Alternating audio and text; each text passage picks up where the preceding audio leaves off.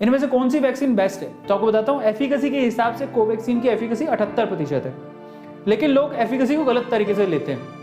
वैसा सोचते हैं कि कोवैक्सीन लगाओगे तो 78% तक आपके जिंदा रहने के चांसेस हैं, 22% मर जाओगे। ये गलत है, ऐसा नहीं है। सबसे पहले तो मैं आपको परसेंटेज बताता हूँ, फिर मैं आपको बताता हूँ एफिकेसी का मतलब।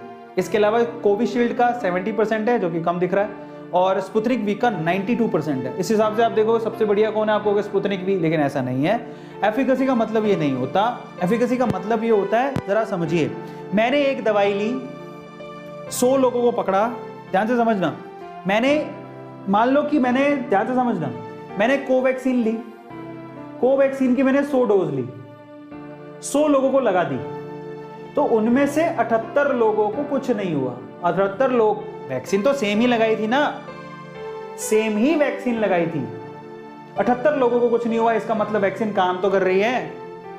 22 लोगों को कुछ कुछ हुआ, यहां पे थोड़ी प्रॉब्लम आ रही है, लेकिन इसका मतलब ये नहीं है कि वैक्सीन खराब है। अरे वैक्सीन 78 लोगों पे काम कर गई, वो कौन देखेगा?